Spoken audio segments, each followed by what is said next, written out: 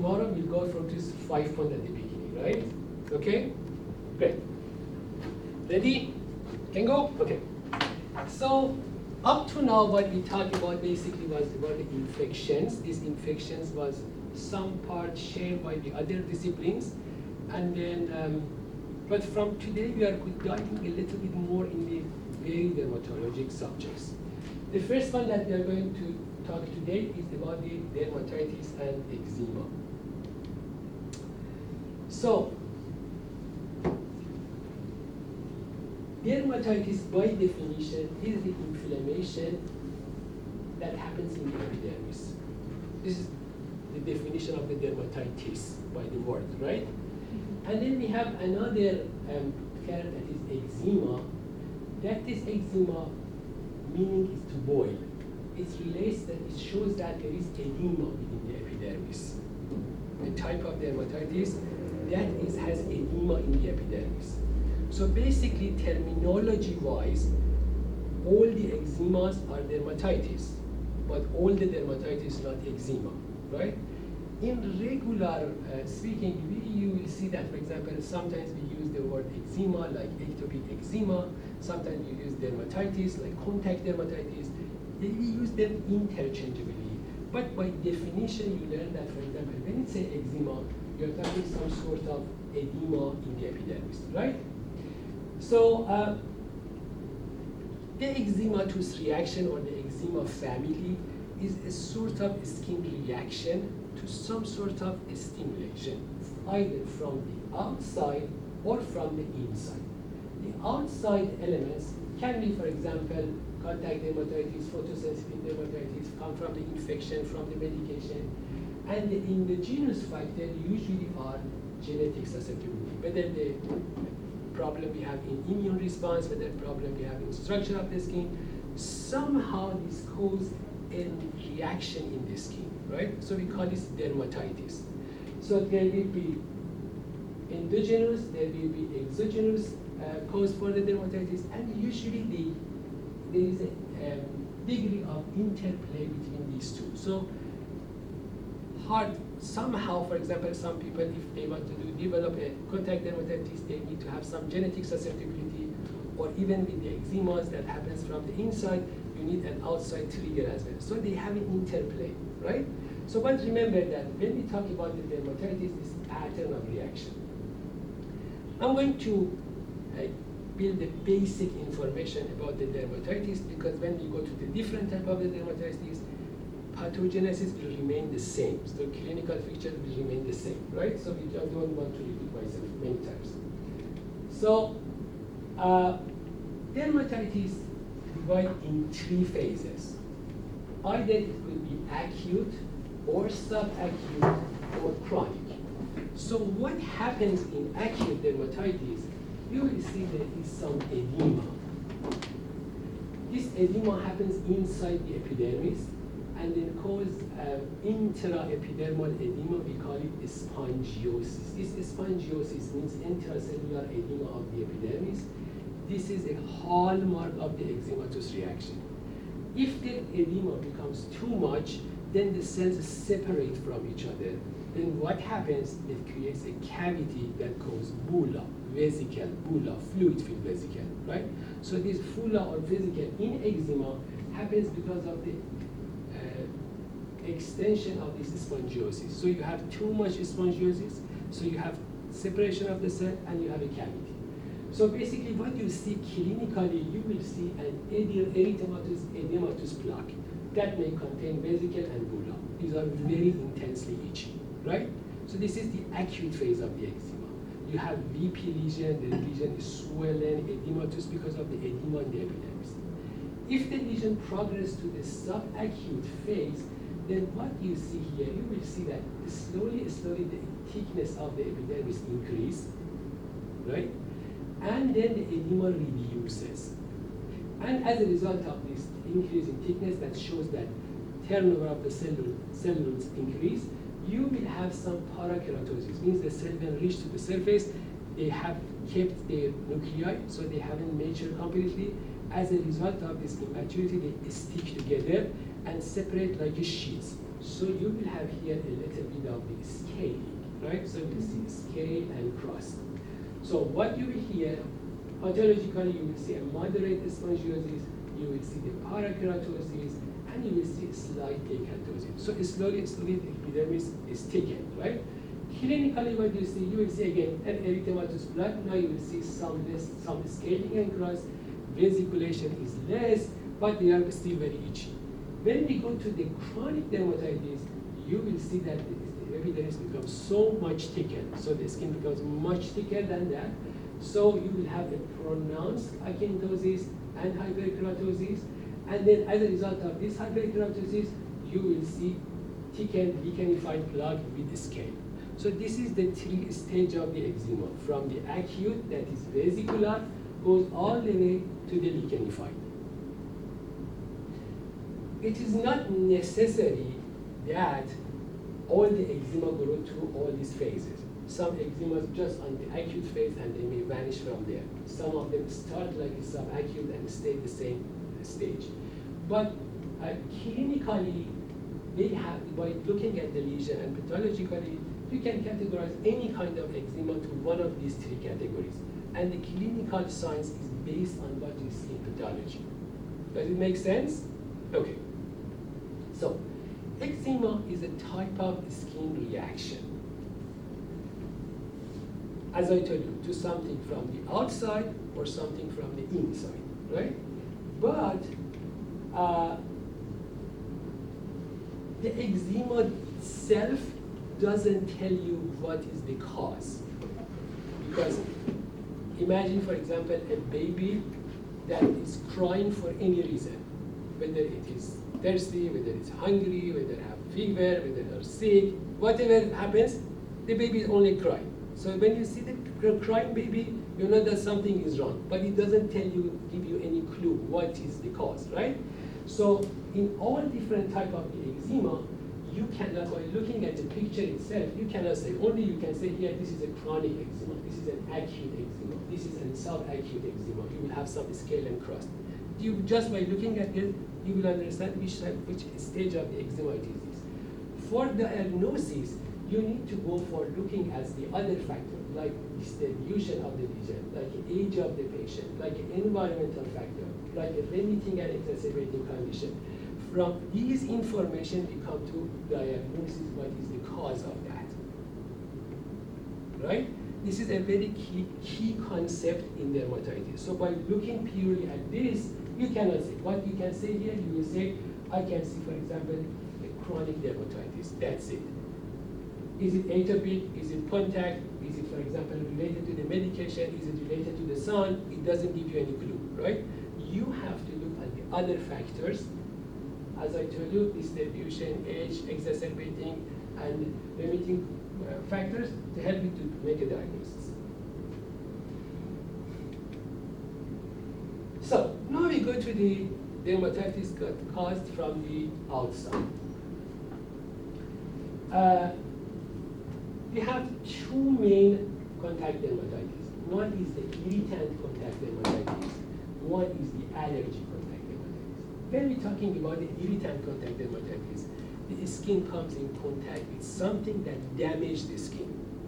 This could be happens only once if you your skin contact with something very strong cytotoxic effect.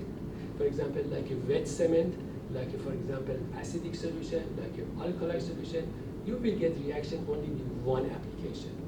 Or it can happen with the repeated application of a mild irritant. For example, if you use soap that is irritant material, so by the first time you use, it doesn't cause anything. Second time doesn't cause anything. But by keep using that repeated, frequent application, slowly it damages the skin and cause the dermatitis. So in irritant contact dermatitis, we are talking about direct damage to the skin because of the damage to the barrier function. On the contrary, when we talk about this allergic contact dermatitis, this is an immune response. So some product, some material, we call it allergen or hapten, enters the skin and will be recognized by the dendritic cells, and then a delayed type hypersensitivity reaction is mounted. So generally, you may get allergic reaction to some product, and your friend, your other colleagues doesn't have any reaction because he or she doesn't create that immune response, right? But for the irritant dermatitis, if it's a strong irritant, it usually affects everybody. You put pet cement on the hand of anybody and it develops a reaction. So this is a direct effect. This is a allergic reaction. So among these two, you know that 80% of these contact dermatitis are irritant. So a majority are irritant contact dermatitis. Allergic contact dermatitis constitute a minority. And this contact dermatitis, when you go to the practice, is a major issue as an occupational skin disease. Some occupations, like for example, cleaners, healthcare workers, food handlers, caterers, hairdressers, because they are dealing with so many chemicals or the washings they have frequently, are very prone to get contact dermatitis. So, as I told you again, when a chemical or physical agent damages the skin surface, you may end up irritant contact dermatitis. And basically, what irritant does, it disrupts the skin barrier function, right? And then, as I told you, it could be with one application or it could be with several applications. So the duration, the concentration, the amount of this irritant is important. And usually you will have a dry, scaly, chapped skin, usually sharply at the place of the contact with the material, because it remains confined to the area that the contact happens. One of the commonest, for example, example of irritant contact dermatitis is what is called the housewife dermatitis. So the ladies in the house, for example, they carry up these children, they do cleaning, they do cooking, so they're washing their hands several times. And then as a result of constant contact with this solvent and the chemicals, then they slowly develop a chronic dermatitis on their hand. So here, remember, we are talking about the disruption of the skin barrier function. So when it comes to the treatment, all the treatment is directed to restore this barrier function. On the other hand, we have allergic contact dermatitis. This allergic contact dermatitis is as a result of this immune reaction, type 4 hypersensitivity, and we know that it takes the sensitization phase is around 7 to 10 days, and its elicitation phase is about 1 or 2 days. There are common allergens, for example, the rust dermatitis from plant is a most common cause of the allergic contact dermatitis. Secondly, the nickel, for example, allergic is a very common cause of the allergic contact dermatitis. And here, the eczema, the rash usually is more eczematous, more edematous, because basically the inflammation starts from the inside and comes toward the surface. Contrary to irritant dermatitis, that inflammation starts from the top and goes down, right? Because over there you have disruption of the epidermal barrier first, and then the skin becomes inflamed. But in allergic contact dermatitis, everything starts inside the dermis because of this immune reaction, and then epidermis is affected secondarily.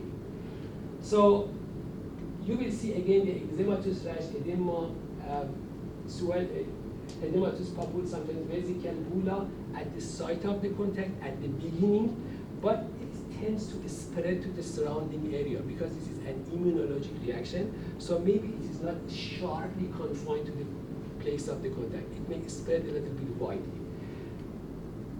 What is the cause of this kind of rash, for example? This is the allergic contact dermatitis to nickel, and it's a very common picture. For the metal in this gene snap, or you have belt, you will see a rash just around the umbilicus. That is a very common presentation for the allergic contact dermatitis. It can happen anywhere on the body, right? So it depends which kind of, what is the causative agent. You can have eczema on different places. So, and this is the rust dermatitis. This is caused by this poison contacting with the poison ivy, poison oak, and the poison sumac. And the agent here is this resin. That's this resin or ocean attached to the skin, and then it can create sometimes a very severe and brisk inflammatory response. So if we want to give a differential diagnosis for this rash or diagnosis this rash, somebody comes with this and show, okay, what is this? What will be your differential, for example? What it could be? Varicella, an Varicella, so the strep. Cellulitis or erysipelas, right? Cellulitis, the bacterial infection, can exactly say erythematous, edematous, warm plaque. But difference here, this is very itchy. Over there you have pain. This cellulitis infection is usually the patient has fever, other sign of the infection, but here there is not. And this rust dermatitis usually in adults happen on their legs, on the arms, but in the children, because they are short and play, for example, close to the ground, usually happens on the face. So sometimes this kind of brisk reactions, it happens as this rust dermatitis. One important point here is that usually if you are going to treat them, you should treat, because this lasts for something around 2 to 3 weeks. So if you go any treatment, it should be long enough. So contact dermatitis is a big issue. Anytime you will see an eczematous reaction on any part of the body, this contact dermatitis is on the differential diagnosis. You might make sure that, for example, is it contact or not? This is the first thing when you see an eczematous reaction. And then it needs taking a careful history, proper examination, look at the distribution, look at the timing. One of the big dilemma, anytime you see an eczematous reaction, is that is it contact or not? Because then it's making a big difference. Now the second category that is caused from the internal factors is atopic dermatitis. Atopic dermatitis is very common. Nearly, for example, around 20% of the children and something around 3 to 5% of the adults, they have atopic dermatitis. And this is an interplay between the genetic factors, immunological factors, environmental triggers, and skin barrier dysfunction. So in short, you will have some allergens because you will have some disruption in the barrier, and then the environmental triggers enter the skin, and then they activate the Th2 response, and from the Th2 response you have this IL-4 and IL-13 that makes the B cell to produce IgE, and the IL-5 that attracts the eosinophil. These are causing the inflammation and again worsen the barrier function, and at sometimes eczema proceeds to the chronic phase. In chronic phase, you will see a Th1 response like other things. So this is the simple. We have two generally subtypes of the atopic dermatitis. One is the most common one is this extensive one, that they have a Th2 dominant response and they have high IgE. This is the commonest form. And we have a minority of this atopic dermatitis that they don't follow this Th2 response and they don't have high IgE. So the distinction here is that if you go for one of these targeted therapies that, for example, target these Th2 cytokines, you may come with some cases of atopic dermatitis that they are not responsive. And the reason is that because they have a different etiology. But these groups are the minor group.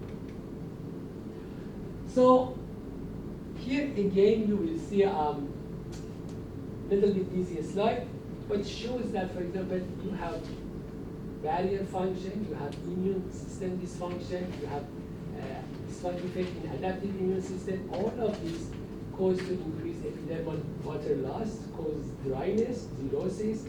Also, again, the same impairment of the barrier function can cause pruritus, and as a result of the pruritus, constant itching, you will have some lichenification and develop some plaques, and also from this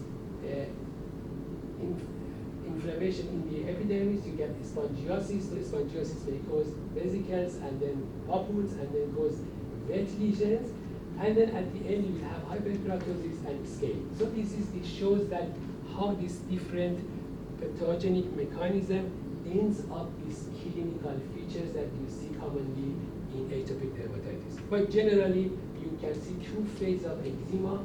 in atopic dermatitis, two case of reaction. One is the acute, that is the spongiosis, vesicular edematous, and in chronic atopic dermatitis, you have lichenification and scaling. Okay. So, atopic dermatitis is one of the diseases that its distribution is age dependent. So in infantile phase, in the small children, you will see the lesion mostly on the face and on the extensors, right? When it goes to the children, you will see more lichenified lesion like this, and it is on the flexors. So the distribution changes. Their face is clear, and they develop some rashes in the flexors. And in adult life, again, it can affect mostly on the head, neck, and face. These are the most common areas that you will see in adult life. Of course, it can be outside of this, but this is a general classic presentation of the atopic dermatitis. So its distribution is age-related. This is a chronic lichenified plaque in an adult, right? So let's little bit talk about some specific areas. One of them is eyelid dermatitis, right? Eyelid dermatitis, again, is a common cause of that is atopic dermatitis. But again, whenever you see a dermatitis, as I told you, the first thing you make sure that is it contact dermatitis or it is not. So then you make a distinction, because if you think about the contact dermatitis, you may go to finding what is the reason, and then by eliminating that, you can clear the eczema. Again, seborrheic dermatitis and psoriasis, other diseases that can affect the eyelids and cause eyelid rashes. So imagine, for example, this is an contact dermatitis from in the eyelid. What is the common cause of the contact dermatitis in the eyelids? Makeup. The products you put, right? Yeah, What sure. else? What else? Detergent. For example, one of these common places that you may develop allergic to shampoos is the eyelids, because here the skin is very thin. So just by small contact, you may get first reaction on the eyelid because you are allergic to shampoos, right? What else? Transfer of the poison ivy from your arm to your eye. That's it. Think a little bit exuberant. Okay. One of the common cause of this eyelid contact dermatitis is nail polish. Because when they do the nail polish, they do very carefully, doesn't come to the skin, and then you scratch your eyes, and then this is one of the very common cause of this eyelid contact dermatitis is nail polish. Another common cause, for example, is airborne allergens. For example, you pass through a place that, for example, is there is a fume of, for example, chemicals, and the first area that is going to be involved is the upper eyelid, because the skin is very thin, so the penetration is much easier compared to the rest of the skin. Okay? But for example, this is the psoriasis. You will see the typical pictures of the psoriasis here. The color, you see this little bit bright red with this thick, little bit scaly, white scaly over there, right? So this could be, for example, a seborrheic dermatitis, because it's a yellow color skin. And then, as I told you, contact dermatitis or other diseases can affect the eye. So here you can see that even the shapes that you put side to side is a little bit different, but in real life it is very hard to recognize on one single patient, right? So another place that common for the atopic dermatitis in adults is hand dermatitis. Again, hand dermatitis can have many reasons. Irritant contact dermatitis is on the top, then allergic contact dermatitis, and also we have a vesicular dermatitis we call dyshidrotic eczema or papulosquamous. This happens in the people who sweat a lot. And also other diseases like a psoriasis, like a lichen planus, all of them can have hand involvement. So again, when you see a hand dermatitis, first of all, you make sure that it is not a contact, then you can go, for example, for other cause of the dermatitis. Good? Okay. So we back to the atopic dermatitis, how we are going to diagnose this, the atopic dermatitis. As I told you, the dermatitis by itself doesn't tell anything, so you need especially for a disease like atopic dermatitis, you need some criteria. So this is a famous Hanifian and Rykov diagnostic criteria. There are 4 major. This is Pruritus, typical morphology and distribution, chronic and relapsing course, and personal or family history of atopic. This is the major criteria. Usually it's asked that people take it because the family history is not a major. In atopic dermatitis, this is a major criteria. So we have 4 major criteria, and there are some minor criteria. One of these, for example, is xerosis, means the generalized dryness. And then you have the hyperlinear pulp. Look at this pulp and you see how the number of the lines is much more comparing to normal pulps, right? This is called the hyperlinear pulp. Or you can have this keratosis pilaris, this tiny perifollicular papules that usually happens on the upper arms and upper thighs. And then you have, for example, this pityriasis alba, a hypopigmented, dry patches on the macules and patches on the face. You see here, this is different from the vitiligo because the vitiligo is completely depigmented, but here is a hypopigmented. Usually people come with this and they think that they got vitiligo. And then you have this one extra fold under the eye. This is called the Denny Morgan fold. This is that comes as a result of the constant rubbing. It happens like this. So these are a few examples of what are the minor criteria that to diagnose atopic dermatitis. So you see an itchy rash, for example, you look for the major criteria, you go for the minor criteria to finally come to a diagnosis of atopic dermatitis. So management of the atopic dermatitis again is a big issue. This is the algorithm from the American Academy of Dermatology. So if you have mild to moderate, you can go, for example, the topical therapies first, and then in severe cases, you have some systemic agents you can use. Usually, we create an eczema action plan that is handed over to the parents or the child caregiver, that what they should do when there is no eczema. For example, they use, for example, a good moisturizer, and also, for example, they use some techniques to prevent the dryness of the skin. So when the flares happens, what they should do. So because eczema, it is a at least a long-term disease, and then it disrupts the sleeping and also the general activity of the child and also the whole family. So if the child doesn't sleep, the whole family will not sleep. So this is a big issue. So for the treatment, there are very well written guided treatments. I'm not going to through them because you can go on your time. So you can spend more time on the clinical pictures. So we have another common disease in the same intrinsic dermatitis group is seborrheic dermatitis. This seborrheic dermatitis affect the area that has a high number of the sebaceous gland, like skull, like face, like upper trunk, right? And plus the flexors, body folds. Body folds also is commonplace for the seborrheic dermatitis. Remember in intertrigo, for example, we said that one of the causes of the intertrigo is seborrheic dermatitis. It can happen in 3 times basically. You can have it in the early infancy, it's called the cradle cap. You can have it in adulthood and also in the elderly people. So there are some predisposing factors, like for example having an oily skin, immunosuppression, neurological disease, you're taking some medication, lack of sleep, cold, dry weather.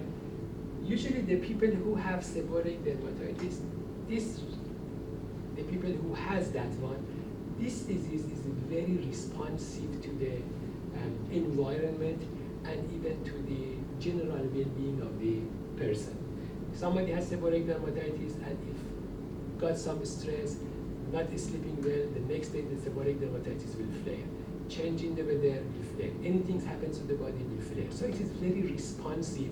It is, if you have a friend that is seborrheic dermatitis, by looking at his or her face easily, you can say whether he's in good condition or not, because this shows what's going inside the body. This is one of the characteristics of the seborrheic dermatitis. But what is the cause? This is basically an inflammatory reaction to this Malassezia yeast. Remember Malassezia from yesterday? Fungal. What causes it? What was the disease cause? Malassezia from yesterday? Tinea versicolor. Remember that? Pityriasis versicolor. A superficial infection with the hyperpigmented, hypopigmented, or pink patches, right? I told you that this Malassezia is a normal flora of the skin. So if favorable conditions promote its growth, so the number increase, they can create tinea versicolor or pityriasis versicolor. But sometimes this yeast create an inflammatory reaction. And the reason is that it digested the sebum on the surface and cause free fatty acid that causes inflammation inside the skin.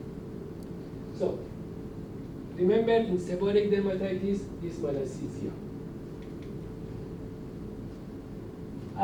The mild form, the very mild form and non-inflammatory form is dandruff, right? This dandruff is a very common problem. This is a very mild form of the seborrheic dermatitis, and it can get sometimes inflamed, so you will have on the scalp, not only the scalp, you will have some red patches in the scalp. And then it can affect, for example, on the back of the ears as well. On the face, usually it affects the central part of the face, usually on the cheeks, affecting the nasolabial folds, affecting the medial part of the brow, the central part of the forehead. These are very common places for the involvement with seborrheic dermatitis, and it goes lateral. It can affect the ears, it affects the back of the ears as well. So what is the other disease that can look similar to that? Again, we talked yesterday. Tinea capillaris? This one. Parvovirus. That was other side. You said that we don't involve this. So cutaneous lupus, again, can acute cutaneous lupus. The malar rash of the lupus can have a similar shape, but it doesn't involve the nasolabial fold. The nasolabial fold is spared on cutaneous lupus. So you see some red patches on the face, on the cheeks, without the involvement of this nasolabial fold. So most probably it's not seborrheic dermatitis. Seborrheic dermatitis always involves this one. And also you can see some involvement on the eyelashes. And as I told you, it can involve the major skin fold, like an armpit, like a groin. Okay, so we go from this. And in the infantile period, you can have, again, seborrheic dermatitis. Usually appears within the first 3 months of life. So remember that I told you that for the development of the seborrheic dermatitis, you need the sebum that produced by the pilosebaceous gland, and you need this Malassezia. So why we get seborrheic dermatitis in the first 3 months, and why not after that?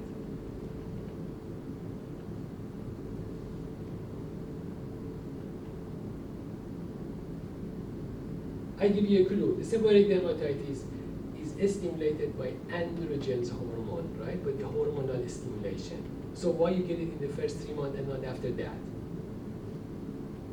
Because the sebaceous gland in the infants in the first 3 months is still under the influence of the maternal hormone. So they are very active. So even we have a neonatal acne on this period, because these are hormone related, and you see up to 3 months because they are still under the influence of these hormonal maternal hormones. After that, the effect will go, so they become inactive until at puberty that they start to get active again by the person's own hormone. So this is because of the maternal. So the typical picture, if you have any child in your family, you have seen this cradle cap, it's a very common thick and yellow and hairy scaling on the skull. And also it can affect the napkin area. And again, by looking at this and noticing that this involvement of the depth of the creases, this is not an irritant, right? Yesterday I talked that if there is irritant, this depth of the crease will be spared because skin comes together, so it prevents from contamination with the urine and fecal material. So when the depth is involved, you can see, you can think that this is not a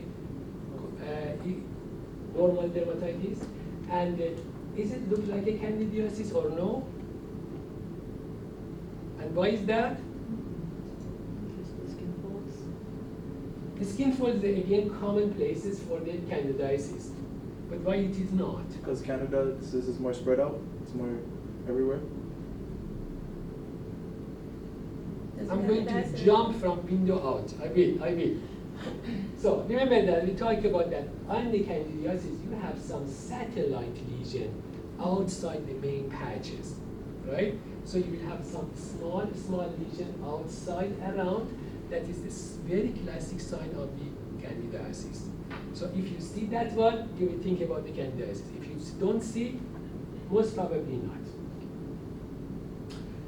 And in the first 3 months of the life, or for example, in early infancy, we have the atopic dermatitis as well, right? So we have the atopic dermatitis can cause rash on the face, and we have the seborrheic dermatitis. What point you can distinguish these together, plus beside the other signs that you may find, is that the seborrheic dermatitis is not very itchy, but atopic dermatitis is very itchy. So if you will see a small baby constantly scratching itself, so most probably we are dealing with atopic dermatitis, not seborrheic dermatitis. These are teeny tiny clues that guide you toward the diagnosis.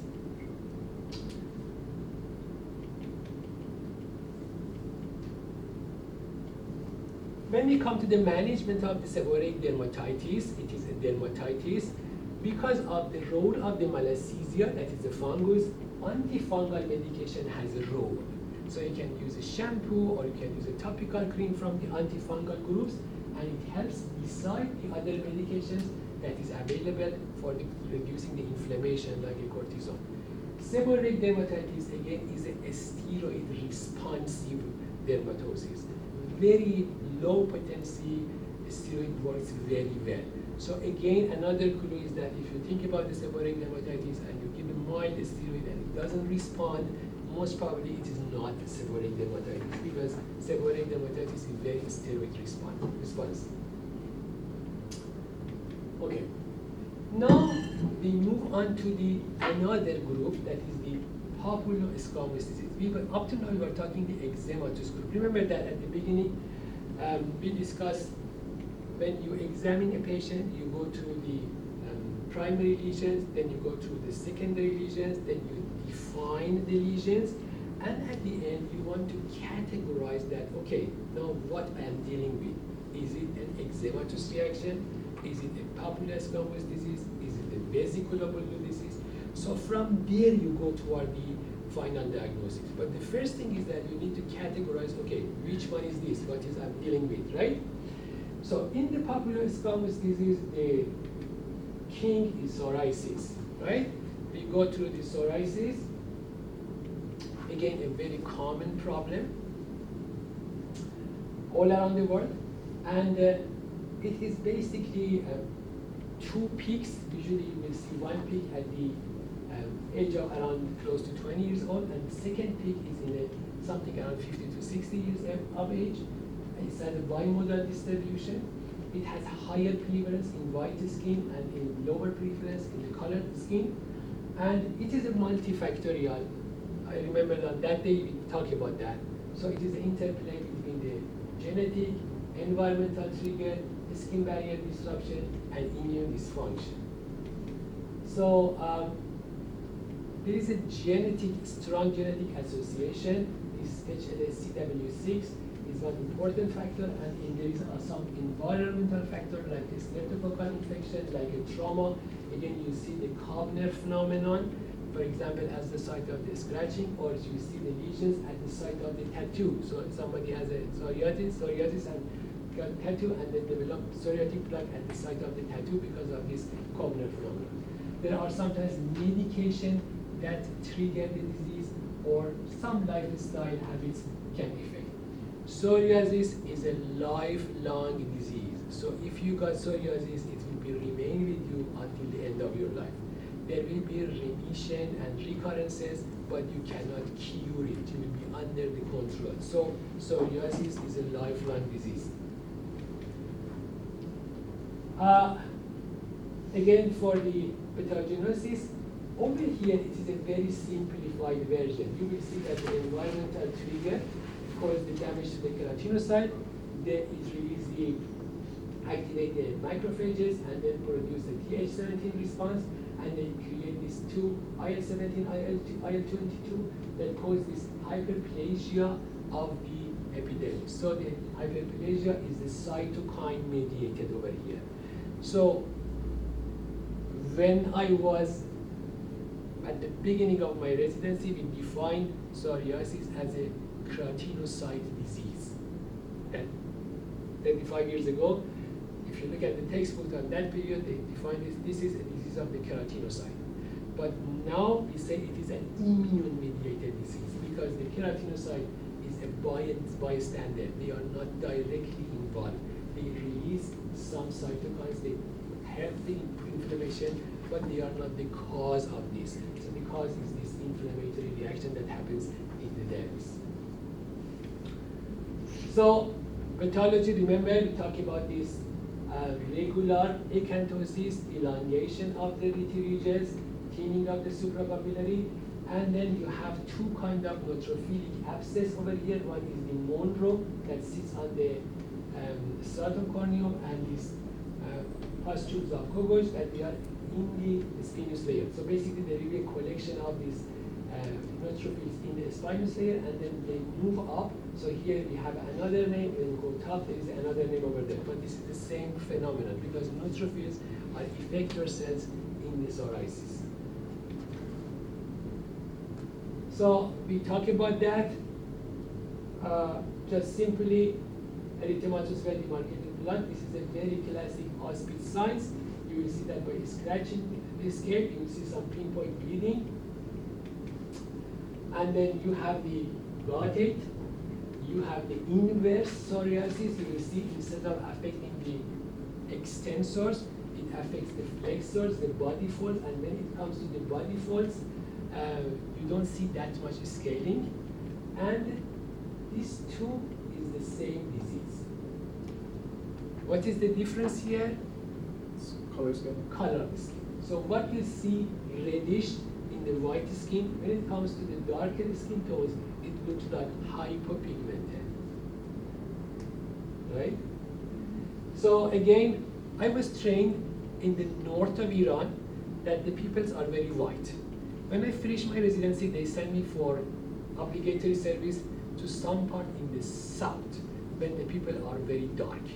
So the first patient came and they said, what is this? Why they look like that? I can feel that, for example, it is psoriasis, but why it looks like this?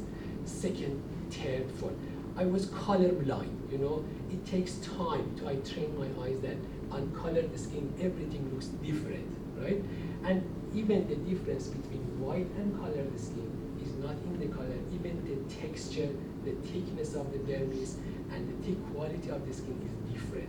So same process looks completely different on dark skin people, and then you have to be trained on that. So this is just to show you that how, whenever you want to see a patient, you have to make sure that what you are looking at, right? Type of the skin.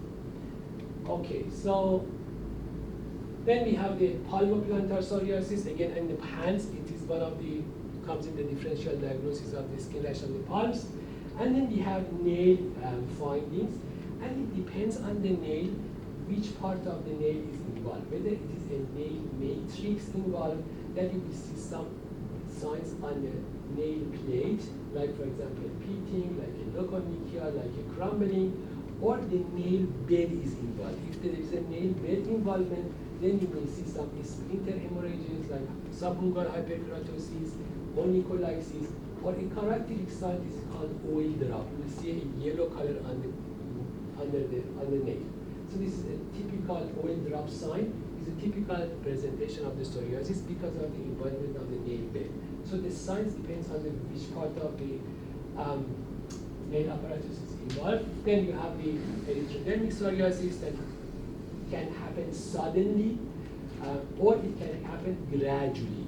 So when it happens, all the skin is involved, it can have metabolic, cardiovascular implications because it disturbs everything. So another type is pustular psoriasis. That is a severe form of the pustular psoriasis. The form of psoriasis is a rare form actually, and it can come in different flavors. Just to show you how bad it could be, this is a generalized pustular psoriasis or Monzon bush that patients covered with multiple pustules, and the pustules attach to each other and create pus of lake of pus. So these patients usually are very ill. They have a high fever, they are dehydrated, and then they may have some sort of cardiac failure, high output cardiac failure. So these are serious cases. And sometimes the pustular psoriasis is a little bit milder form, like annular or cyclic, that usually happens in children. So just have an idea that how this pustular psoriasis can have different forms. And one very nasty form of this pustular psoriasis is acrodermatitis that affects the tip of the finger and toes. These are very hard to treat, very painful, and this limit destroys the whole nail unit, and you will see this area is inflamed, pustules, and it's not a good thing to deal with, right? So this is acrodermatitis. And then you have on the hand and feet, it's palm and sole basically. The psoriasis can be like a regular psoriasis, plaque psoriasis, erythematosus, scaly plaque, or it can be pustular psoriasis. So one important thing that, again, I want you to remember is that psoriasis comes with a comorbidities. These are the general health conditions that sufferer of the psoriasis has more than regular one. So if you diagnose anybody with psoriasis, you have to look for these comorbidities, and then if you find any clue about these, you have to send them for further evaluation and treatment, right? So just remember that these are comorbidities. Anytime you diagnose a psoriasis, you need to think about these comorbidities. Okay, and the arthritis. Usually happens in 5 forms, but sometimes it can be destroying, damaging, and we talk about that. This is the penicillin cup here, typical appearance. And then usually arthritis, in people with arthritis, they have nail involvement. So nail involvement is a sign that shows there is a higher chance of the joint involvement in psoriasis. Okay, when it comes to the treatment, again, as I told you, 90% of the psoriasis is plaque type. So the other variants is very rare. And from plaque type psoriasis, 80% of them is affecting less than 5% of the body surface area. So you call it mild to moderate. So in the mild to moderate, you can use, for example, different topical treatments over here. And if it's more than 5%, then it is considered a moderate to severe, and there are other treatment options like phototherapy, or for example, some systemic treatments. These are the old generation medication, and these are the new ones that you can use. There are, again, definite guidelines about this one that I'm not going to stay on that. Let's see how many time. Okay. So another group of this Papulosquamous disorder is lichenoid disorders. These lichenoid disorders, the prototype is Lichen Planus. This Lichen Planus, remember, it is like a band-like infiltrate at the dermo-epidermal junction. So here, the characteristic histopathologic feature is this band-like infiltrate. It's called interface dermatitis. So this interface dermatitis leads to a flat-topped papules, right? So this is the characteristic lesion of lichenoid group of disease. Flat-topped papules, mild, scaly, and they have a band-like infiltrate. This is called lichenoid reaction. So it is a T-cell mediated, and here we are dealing with the CD8 cells, again in all the lichenoid. Lichen planus is a prototype of this, and it can affect the skin, the mucous membrane, the hair, and nails. Usually it comes side by side, usually compared with the psoriasis. Here you see that we don't have any joint involvement, but instead of that we have mucous membrane involvement. So the classic lichen planus again has some triggers like medications and also some infections, especially this hepatitis C. Again, is coming very frequently questioned. And also this is, again has a trauma has a role because it has a cognitive trauma in the lichen planus. And then these are the major histopathologic findings. Again, the interface dermatitis, this band-like infiltrate, and contrary to psoriasis that we had hypogranulosis, here we have hypergranulosis. The thickness of the granular layer increased, and then you will see that the thickness of the epidermis or Ichthyosis here is like a sawtooth, is like pointed, wedge-shaped, compared to the psoriatic that has a regular elongated red ridges. This is like a sawtooth. So these are the few clues that in histopathology you can think about this, again, all lichenoid reactions. So here this is a typical lesion of the lichen planus. It is usually classified by 6P: purple, purpuric, planar means flat, polygonal, papules, and plaques.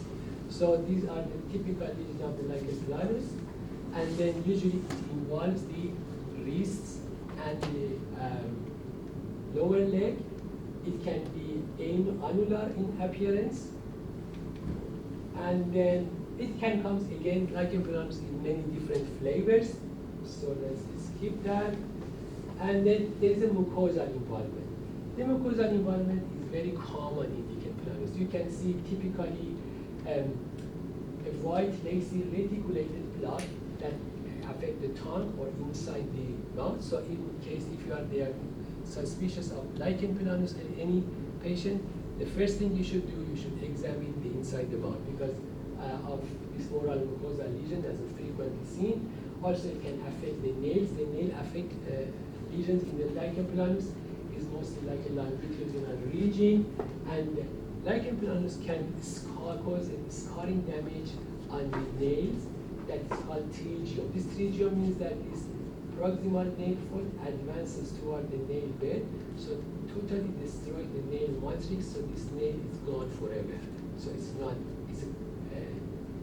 long-standing problem. So this is not curable basically. So also it can affect the hair, and if it affects the hair-bearing area like a scalp, it can end up with scarring alopecia, again destroying the hair follicle and give a bald patch again for the rest of the life. So it has permanent damage to the hair and the nail. And the treatment-wise, here again you can use the anti-inflammatory, but contrary to the psoriasis that we said, we never use steroid. Here there is a place for using corticosteroids in severe cases, and lichen planus usually has a course. So in about a couple of years it will heal by itself even if it's not treated.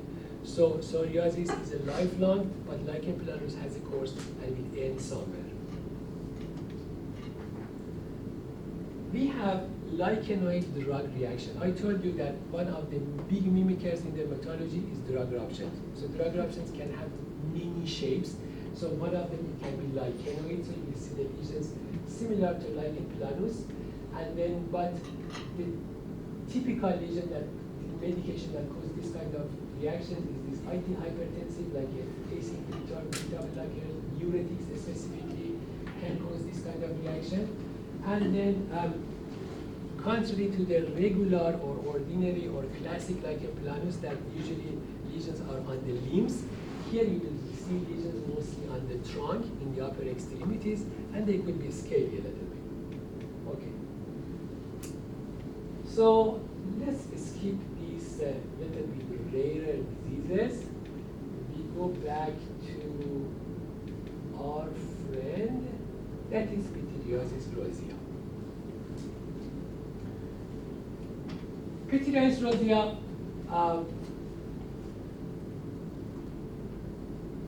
a disease of the young people, and then some viral infection, especially this herpes type 6 and 7, somehow are involved with the activation, of course, not the primary infection.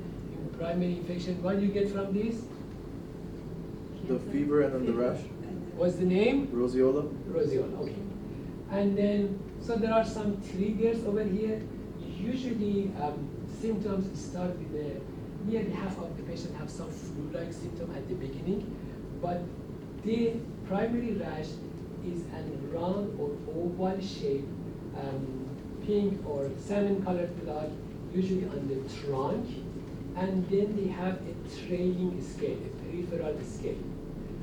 This rash stays for 1-2 weeks, and then followed by the secondary lesions that they have similar appearance, but they are much smaller. So you have the herald patch, and then after a couple of days, the secondary phase, the generalized rash appears. Then they are affecting mostly the trunk, and they are oval shaped and follow the skin tension lines. So they say that it's like a Christmas tree appearance, right? So in nearly 20% of the cases, the pityriasis rosea may be atypical. Maybe there is no herald patch, maybe the lesion may be papular, maybe vesicular, maybe lichenoid. But in typical cases, you will see the herald patch alongside with secondary rash. So when in this stage,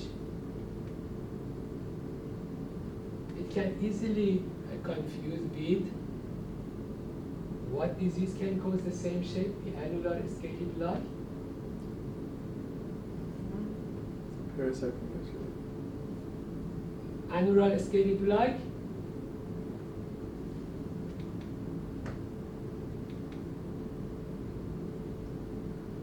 Annular scaly plug. Ringworm? Ringworm. So you will come with the herald patch before the secondary lesions appear. You will have patches that have a second scale. But remember that in pityriasis rosea, the scale is following the lead, so it's called trailing scale. In ringworm, the scale just on the edge of the lesion, right? It's a leading edge. So pityriasis rosea, there are some differential diagnoses that people come with the rashes like this, and then so you can think about the pityriasis rosea, because I said in some cases if you see the typical herald patch, that's clear cut, but sometimes the herald patch is not there or you cannot find it, and then you will end up with the disease for people who comes with this kind of rashes. So there are some important differential diagnoses. One is important one is this secondary symptoms. So anytime somebody comes with a diffuse rash, you need to check the hands and paws, right? And then over here you see that at the first look they look all the same, but they are not. For example, this is a gouted psoriasis. You will see the thick scaly plugs at the papules are elevated. This is a ringworm, multiple ringworms, and then this is a discoid eczema. You see the eczematous rash is a little bit crossed and fine scaly.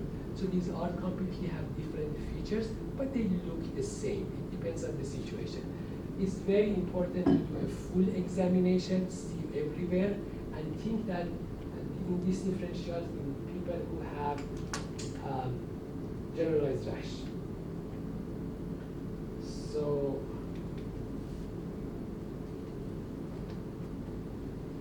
one important thing, pregnancy. If somebody gets a pityriasis rosea in the first trimester, it can cause premature delivery and fetal death. So pityriasis rosea, the only thing is that in the pregnancy is a big issue. So remember that. And the treatment-wise, there is a supportive treatment, usually it is self-limiting, and in some severe cases, you may go for some antibiotics because of the triggers, or use some antiviral because of the possible involvement on those viruses. Okay, so let's skip this because of the time, and then we go to one important thing at the end is the itching, pruritus. Itching is a very common symptom in dermatology. From the anatomy again, you know that itch is transferred by the unmyelinated C fibers. And then we have two type of neurons. One of them is histaminergic and the other one is non-histaminergic. So for this reason, sometimes the antihistamines are not working for the treatment of the itch. So because they are different pathways. And there are multiple mediators for the itch. Again, the commonest one is antihistamine. So there is again a general practice that anybody has itching, so you take one antihistamine, the itching should go, but it's not, because there are other mediators there, like cytokines, especially this IL-31 is an important mediator in atopic dermatitis. Remember that the itching on atopic dermatitis is not histamine mediated, is not. So antihistamines does not reduce the itching on atopic dermatitis because the cytokine is related to this IL-31. And also there are other chemicals that can affect the nerve and then cause the itching, right? So not all of them are histaminergic and there are different pathways is there.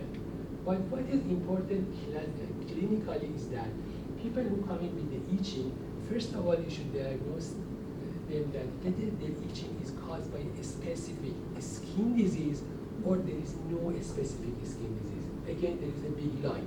So if somebody has complaints of itching and you find a disease that causes that skin, that itching, so that's another category. Or you may find no primary or specific skin disease. What they show, just scratching. You will see, you examine the skin and you will see some scratch marks because of this constant itching. And it doesn't show any skin disease. So besides the itching that caused from the dermatology causes, you may have itching for other causes. For example, the big one is these systemic diseases. Like what? Like liver disease. Intrahepatic can cause itching. Kidney disease can cause itching. Hematologic disease can itching, especially the Hodgkin lymphoma is a big cause of the systemic itching. In these people come to you with the itching, and when you examine them, you don't see any specific lesion. What you see only excoriation. So somebody may come and you and say, okay, I got the itching only when I take a shower. What could be the cause? The soap that they're using. Shower. I itch whenever I take a shower. I itch like a hell. This itching with the water is one of the signs of the polycythemia vera. Do not forget that. This is one of the things. And also we have some neurological disease can cause itching, and then some psychological disease can cause itching. So when you don't see any specific lesion, you need to rule out some systemic cause, and then you think about the other cause of the itching. So again, to approach, a simplified approach, somebody comes with the itching, you have to ask about the duration, onset, and pattern of the itching. For example, somebody comes and says, I feel so much itching on my hands. Again, what could be a systemic cause for this palmar itching? Parvovirus, syphilis. You don't find any specific skin disease, systemic one. Itching of the hand, cholestasis. This cholestasis usually starts with the itching of the hand, right? And then, for example, you look for the other associated symptoms like a jaundice, like a weight loss, like a fever, and then you review the medication because medication can cause itching, and at the end you examine the skin for the primary or secondary lesion. Then you may go, if you find a specific diagnosis skin-wise, you treat that one. If not, you may go, for example, for lab investigation and imaging. And this is a simple algorithm that you can treat the itching based on the things that you will find. And there are some non-pharmacological. For example, you can use a moisturizer, you can avoid irritants, you can, for example, reduce stress. These are the things that helps to reduce the itching non-pharmacologically, plus the treatment that you give directed to the underlying cause. In general, especially in winter time, xerosis or dryness is a major cause of the itching, right? Here in this island, the weather is nice, it's very nice weather. I don't know why you're sitting always inside. You go outside with moisture in the weather, supple your skin with the moisture, and also so it gives a good quality to the skin. But if you go to somewhere that the weather is not that much humid, so you may end up with some dryness of the skin. And again, one of the causes of this dryness of the skin is bad habits of the shower. Many people don't know how to shower, right? So for example, they use the loofah or something like that every day, washing and thinking the more they rub, the better that will be, or use a very hot water to make themselves very clean, and all of them damage the skin. So teaching your patients that how to properly take a bath and how is a healthy bath is, and how important that you put immediately some moisturization after bath, which kind of soap you should use. These are very helpful in reducing the xerosis. That is a main cause of the itching in most of the areas. Okay, so these are the most important things that I want to say today. If we have time, we can go back and talk about one of those, or we can leave them for another time. Huh? What's your idea? If you are tired, sleepy, we can stop here. Maybe we can find some time later on and we can talk about the other subject. And also you will have the presentation. You can go through this in your spare time if you like. Sleepy, not sleepy. Sleepy, not sleepy. Not sleepy. Continue. That's great. So let's go back. So over here we have moisturizer. Do you know what kind of moisturizer we have?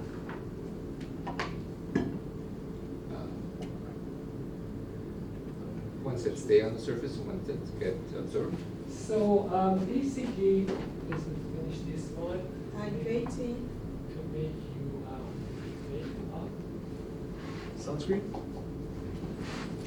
Moisturizer, what the moisturizer do basically, you will want to increase the water content of the stratum corneum, right? Because the stratum corneum is a dead part, dead cells, right, packed together. And this is a barrier. And if this stratum corneum becomes dry, it won't be flexible, it cracks, and this causes inflammation on the underlying epidermis, plus it will open a door for the bacteria, for other things to come in. So we have three kinds of the moisturizer that helps to increase the water content in this skin. One is called emollients.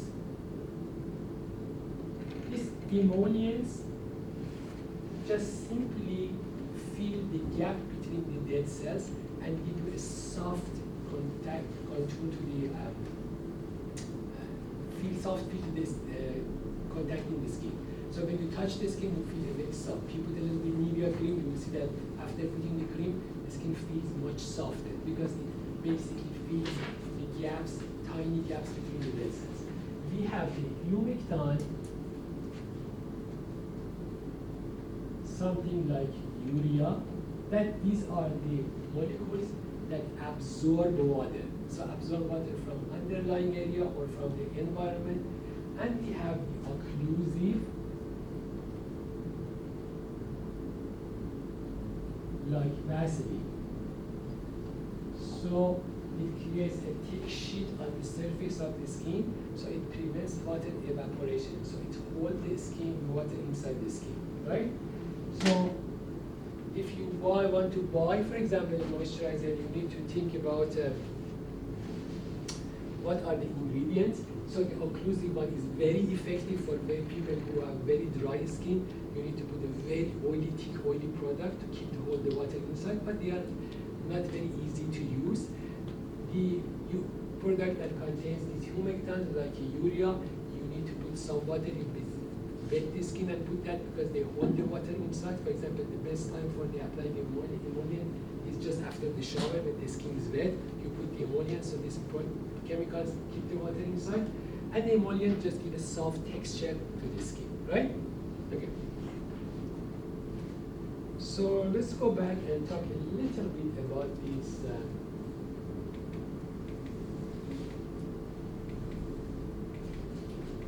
We talk about the acquired disease that is comes in the Papulosquamous group. We have some genetic disease as well. The Ichthyosis is the commonest one.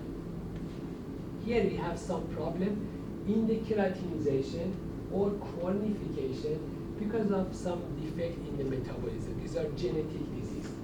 And they divided in two groups, syndromic and non-syndromic. The non-syndromic means they are just limited to the skin. The syndromic means that they come defect on other organs as well. So anytime you have a syndromic, it means that there are involvement with the other organs as well. So from the non-syndromic, the commonest one is this Ichthyosis vulgaris. It is a autosomal dominant. You will see it appears in childhood. And you see white scaling that affect the extensor surface of the limbs. Usually the flexor are not affected. And it has association with these hyperlinear palms and atopic dermatitis. Remember, we said one of these minor criteria in atopic dermatitis is hyperlinear palm because they both have this mutation, this filaggrin gene. This filaggrin gene is involved in the polymerization of the keratin filaments. So in atopic dermatitis and Ichthyosis vulgaris both suffer from the same mutation. For this reason, they are usually associated with each other. On the contrary, we have this X-linked Ichthyosis, that there is a defect in metabolism of the enzyme steroid sulfatase. As a result, steroid sulfatase accumulates inside the skin. So this usually have thick plate-like plaques that affects the limbs. And then we have more severe forms like Ichthyosis, lamellar Ichthyosis. Again, there is an enzymatic defect over here, and usually they are apparent just in the newborn period. So these are causes of the newborn erythroderma. You will see thick scaling all over. You will see ectropion, eclabion, because the thick scale does not allow the eyelids or mouth to move. And from the syndromic one, again, just remember this Netherton syndrome. It is the commonest one because it has some manifestations as atopic dermatitis, and plus a specific type of this Ichthyosis that comes with a scale patch with a double edge. This has a Ichthyosis linearis circumflexa. This is the name. Remember, beside the genetic cause of the Ichthyosis, we have acquired Ichthyosis as well. So somebody in the older age group develop Ichthyosis, you need to think about the underlying malignancies called it's in the spectrum of the paraneoplastic disorders. Also some systemic diseases like hypothyroidism, like sarcoidosis, like HIV, these can cause again acquired Ichthyosis. And besides some medication. So you may see a patient that with a picture of the Ichthyosis, but for the first time start at the age of 30, 40, 50, you may think about some underlying issues. You will think about the acquired Ichthyosis. Usually the genetic ones start in the childhood, right? Either, for example, first year of life or up to a maximum of 3 or 4 years of life. But in the older age group, always think about this acquired Ichthyosis. Okay, so I think that's enough for today. Thank you so much. Tomorrow we go to 5 points or 3 points you learned from today, right? Okay. Thank you. Thank you so much.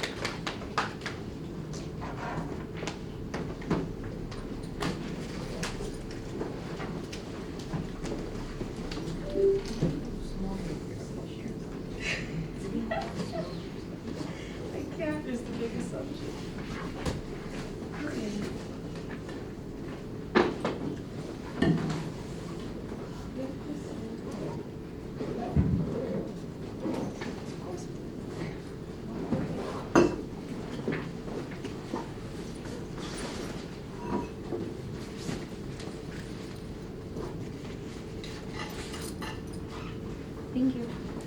Welcome, no problem.